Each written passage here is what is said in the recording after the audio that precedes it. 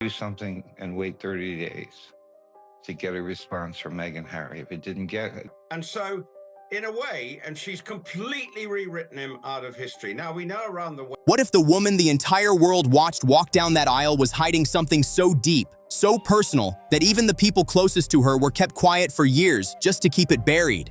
Thomas Markle, Meghan Markle's estranged father, claims he knows exactly what that secret is. And after years of being ignored, ridiculed, and pushed aside, he's done staying silent. He's now 80 years old. Nothing left to protect, nothing left to lose. And what he's about to reveal, it seriously flips the whole story on its head. No press conference, no tabloid deal, no online rant. He doesn't want me to see them. That's the way it's going to be. I won't. I certainly. He just sat down, looked straight into the camera, and started speaking. Calm, direct, heavy. And what he said instantly stopped people in their tracks. According to him, Meghan had a hysterectomy at just 19 years old. Let that sink in for a second, because this isn't some random voice chasing attention.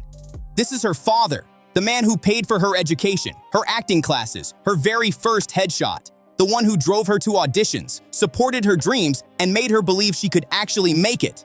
He was there from the beginning, part of every early step. And he says he's kept this secret for over 20 years. Not because he wanted to, but because she asked him to. Back then, she trusted him fully. Back then, he was just her dad. But here's where it shifts. Meghan Markle has finally reached out to her father, Thomas Markle, who is fighting for his life in an... As Meghan Markle became more famous, Thomas Markle slowly disappeared from her life. Not all at once, bit by bit. Fewer calls, missed birthdays, conversations turning cold, distant, almost formal. Like she was slowly muting her past, lowering the volume on a life she didn't want connected to her anymore. And then eventually, nothing. No explanation, no acknowledgement, just a quiet, calculated removal. His name gone from interviews, documentaries, completely erased from the story she was presenting to the world, and Thomas Markle stayed quiet. For years, he kept everything locked inside, watching from a distance as Meghan Markle's life got bigger, brighter, almost untouchable. From that same distance, he saw her become a duchess, a Netflix figure, a global brand. And every time someone asked about her, he held back. He protected her, even when she didn't protect him. But this is where everything shifts. He's 80 now. He's been through a heart attack, a stroke, long, quiet days alone. Meanwhile, grandchildren he's never even met are growing up across the world. At one point, he sent a letter from his hospital bed. No reply, not even from Prince Harry. And somewhere along that road, the reason to stay silent just disappeared. Now he's saying this clearly. He's not doing this for money, not for fame, not to tear everything down. In his own words, what he's been carrying doesn't deserve to go to the grave. And according to him, this goes way deeper than just one medical claim. The shocking ordeal of her father, a blood clot, emergency surgery. Back in May 2018, just days before the massive royal wedding, Thomas Markle was lying in a hospital bed in Mexico, still weak, still recovering. Then his phone rang. It was Meghan Markle. You'd expect that call to bring some warmth, right? Maybe a simple "I love you" or "focus on getting better." Something human. But that's not how he describes it. He says the conversation felt tense from the very first second. No "how are you?" No concern. No acknowledgement of what he was going through. Just pressure, urgency, like she had somewhere else to be, and this was just another task to handle. And then came the request that completely shocked him. According to Thomas Markle, she asked him to destroy everything. Every medical document, every old record, every file connected to her early adult life. Not hide them, not keep them safe, completely erase them. And the way she said it, he claims it didn't sound like the daughter he once knew at all. Flat, cold, almost rehearsed, like every word had been planned out way before she even made that call. Thomas Markle says it didn't sound natural at all, more like something practiced over and over. And then she told him, no one ever needs to know what happened in that hospital. That line hit hard. Up until that moment, he had been telling himself the distance wasn't personal. He blamed the chaos, the royal engagement, the pressure, the media storm, all the attention around Meghan Markle. He convinced himself it was just circumstances, not something deeper. But hearing that, with no warmth, no emotion, no acknowledgement of everything he had quietly carried for her over the years, something snapped inside him. This didn't feel like privacy anymore. This felt like erasing something completely, like it was never supposed to exist at all. And then the call ended. No, I love you. No goodbye. Just this "Don't contact me again. If you care about me, you won't." That's what he says, she told him. Thomas Markle says he just sat there on the edge of the hospital bed, phone still in his hand, staring at the wall like everything just froze. Was it fear? Was it pressure? Was someone else influencing her? He still doesn't know. What he does know is that after that call, there was nothing. No messages. No invite to the wedding. Just silence. Then weeks later, a cream-colored envelope showed up at his door. He says he held that envelope for almost an hour before opening it. The handwriting? He recognized it instantly. Neat, precise, unmistakably Meghan Markle's. No return address, stamped from Los Angeles.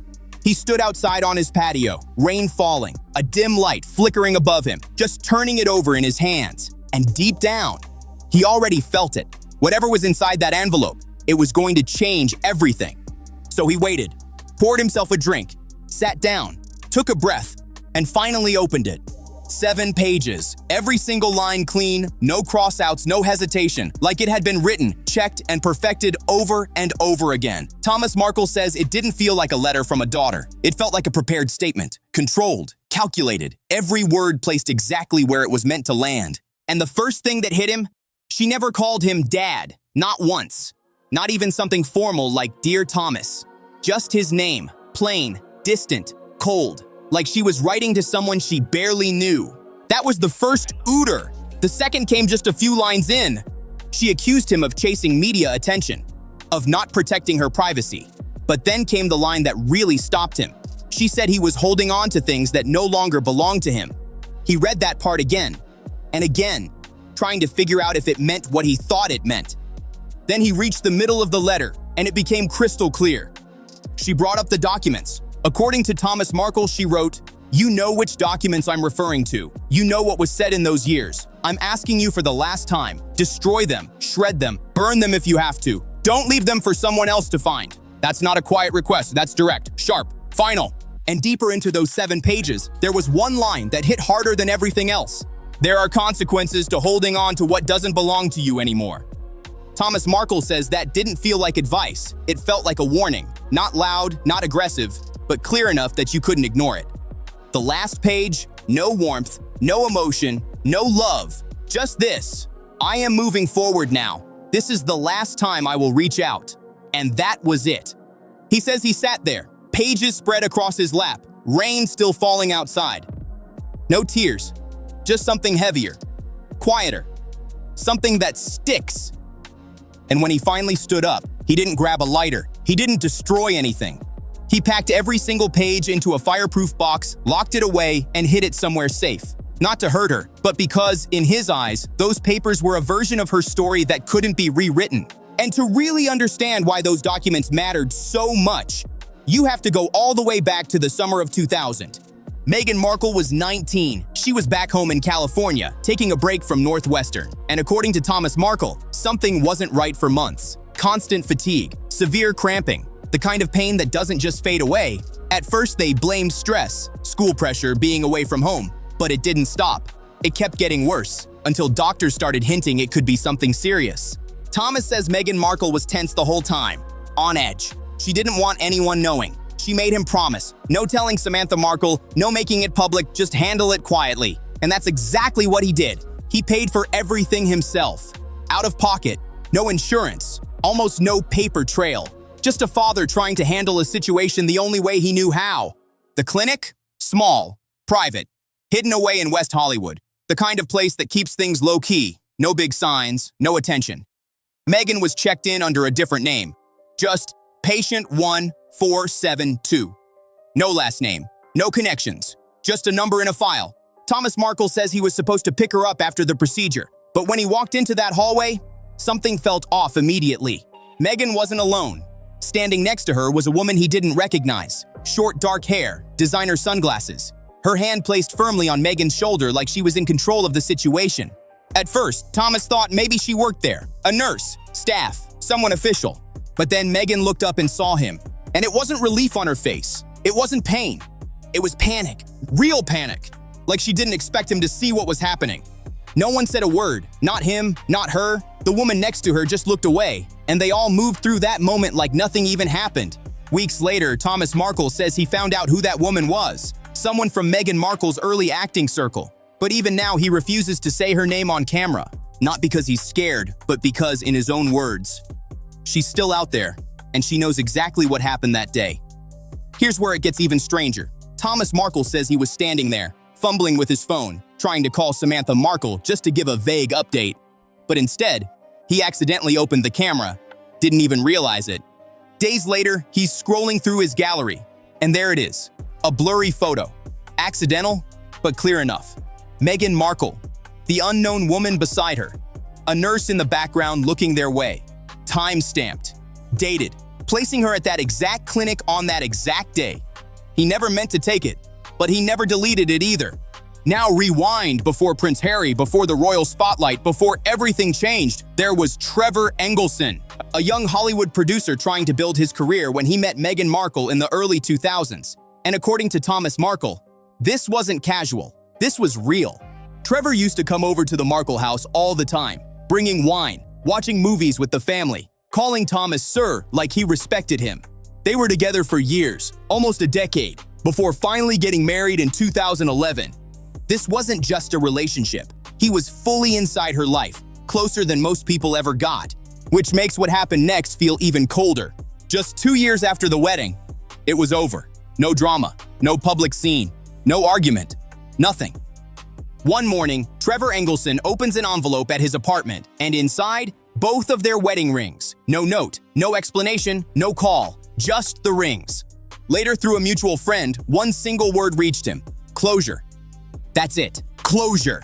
Thomas Markle says he's always believed Trevor knew more than people realized, not because Meghan Markle told him directly, but because of something he allegedly found early in their relationship. A medical referral letter, addressed to Meghan, but under a different name, sent to a P.O. box in Beverly Hills. And instead of confronting her, Trevor didn't go loud. He went quiet. He went to Thomas Markle. Just one question, is Meg okay? And then added, almost casually, I just want to make sure she's being honest with herself. That moment stuck with Thomas, because Trevor wasn't accusing, he was checking, like he already sensed something deeper. And here's the part people don't talk about. When Meghan Markle's life blew up into something global, when she became one of the most talked about women in the world, the tabloids started digging. And guess who they went looking for next? Every outlet wanted Trevor Engelson's side, his story, his version of who Meghan Markle was before the titles, before the spotlight, before everything went global. Some offers were big, serious money, but Trevor stayed completely silent. Not one interview, not one anonymous quote, not even a hint. For years, people saw that silence as class, as dignity. Maybe it still looks that way, but Thomas Markle believes it was something heavier, something he chose to carry instead of exposing. And then came that moment at Trevor's wedding years later. Near the end of the night, things got personal. Unexpectedly personal. According to Thomas Markle, Trevor said, "There are things I'll take to the grave, but tonight isn't about silence. It's about finally breathing again." That line hit different. People in that room say his voice wasn't steady when he said it, like something had been sitting on his chest for years, and he was finally letting it go. Thomas believes that was Trevor finally exhaling, after carrying something that was never really his to carry in the first place. But here's something else. Samantha Markle noticed changes even earlier than anyone else. That summer, Meghan Markle completely disappeared. No calls, no visits, no contact with the family for almost 3 weeks. At first, it didn't seem like a big deal. People thought she was just busy, maybe with friends, maybe taking time to reset after school. But Samantha felt it immediately. This wasn't normal silence, it felt different. So she asked Thomas Markle. He told her Meghan was going through something and said, "Don't press." Samantha pressed anyway. She drove to an address Thomas had casually mentioned before. A small private women's clinic on a quiet street she had never even seen before. No name on the building, nothing that would draw attention. She walked inside, stayed calm, acted like she was just asking about a consultation. And then, she saw it, right there on the reception desk. A file, not under Markle, not under Meghan. It said M. Grant, a name Samantha recognized instantly, a name Meghan Markle used back in the day in online chats, a private joke between sisters. And somehow, that same name was now sitting on a medical file in a clinic no one in the family had ever heard about. Samantha didn't say a word. She walked out, drove home, stayed quiet all day. But that night, she picked up the phone and called Thomas Markle. He didn't answer. Not that day, not the next. Samantha Markle kept calling, again and again. 4 days later, he finally called her back, and she says he sounded drained, completely worn out. All he told her was, "She's okay, don't bring it up. She doesn't want anyone to know." That was it. Samantha says that moment split the family in two, quietly, but permanently. On one side, those who chose to protect the secret. On the other, those who couldn't just pretend it didn't exist. And Samantha, she was firmly on that second side. Weeks later, during a quiet family dinner, she pulled Meghan Markle aside, told her straight. She knew. She had seen the file. No guessing. No dancing around it. And Meghan's response? Samantha says she'll never forget it. Meghan looked at her and said, "Then you also know why I can't afford to be like everyone else." That line stuck. Because it wasn't angry. It wasn't defensive. It felt final. Like she had already made a decision about who she was going to become and what she was willing to leave behind to get there. Samantha Markle has never changed her stance on this. Through years of public tension, interviews, back and forth, this one thing stayed consistent. Something serious happened that summer. And the silence around it, that wasn't random. It was built, piece by piece, person by person. Even the clinic itself tells a story, and it's not subtle. La Fuente Women's Wellness Center, a private facility known for serving high-profile clients, actresses, executives, people who needed things handled quietly. From day one, staff were locked into strict confidentiality. You didn't talk about who walked in, who walked out, or what happened inside. That wasn't just policy. It was the whole business model. For years, the place stayed under the radar. No noise, no attention, until journalists started digging. By 2024, reporters who showed up described a completely different scene. Private security at the entrance, tinted windows, and a clear warning posted outside. Visitors were not welcome. One reporter tried asking about a specific patient from the early 2000s, and it escalated fast. A nurse inside reportedly threatened to call the police. Another journalist took a different route, sending multiple emails while pretending to be a new patient. 4 attempts, and nothing came back. Not even an automated reply. Then in 2025, things got even more unusual. The clinic announced what they called a strategic restructure.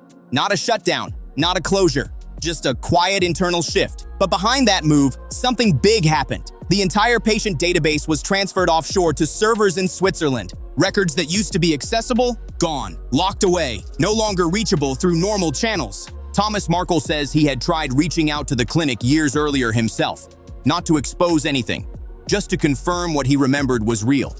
He sent a formal request. The response? One cold line. "We cannot confirm nor deny the presence of this individual in our facility at any time." That's it. But this doesn't stop at a clinic protecting privacy. There's also a former nurse, Thomas refers to her as Marina, who worked overnight shifts there for 5 years, post-procedure care, the quieter side of what went on inside that building. She since left California completely, and in an off-record conversation, one that was recorded but never released, she allegedly said, "Yes, Meghan was here." She described her as young, nervous, withdrawn, someone who stood out to the staff in a way they didn't forget. And then she added something else. She left with more than just a scar. After that, silence. Thomas Markle says he spoke to her directly in 2023. He says she remembered Meghan Markle clearly.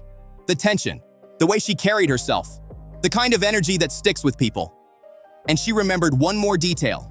So that day, someone showed up to pick Meghan Markle up, and it wasn't family. Walked her straight out through a side exit. No sign-in, no questions, just gone.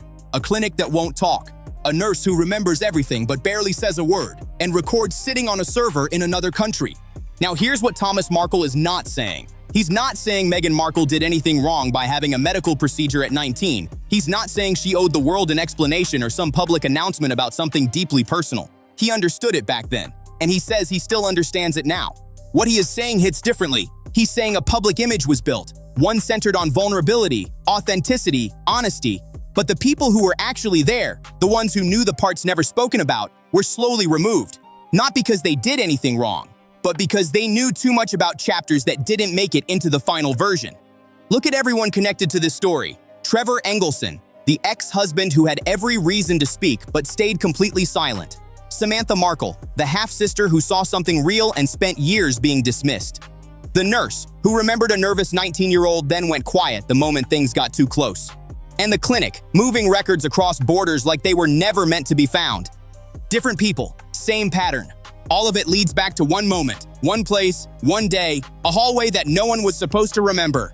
And right in the middle of it, Thomas Markle, the father who paid for everything, who showed up to bring her home, who accidentally took a photo he never meant to capture, who kept the letter, kept the documents, kept quiet for over 20 years.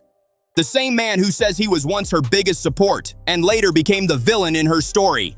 He's not asking for things to be fixed. He stopped waiting for that a long time ago. What he wants now is simple: to not be remembered as someone who lied, to have at least one version of events out there that didn't go through media teams or production edits first. Is he bitter? Probably. Does that automatically make him wrong? That's a different conversation. Because secrets like this, held for decades across different people, different places, they don't just disappear. They sit in locked boxes, hidden servers, and in the memories of people who were there when it all happened. And sooner or later, piece by piece, they start coming out. Thomas Markle says he's done waiting for the right moment. In his eyes, this is the moment. If this hit different, you already know what to do. Drop a like, subscribe, and turn on notifications. There's more coming. And trust me, you don't want to miss what's next.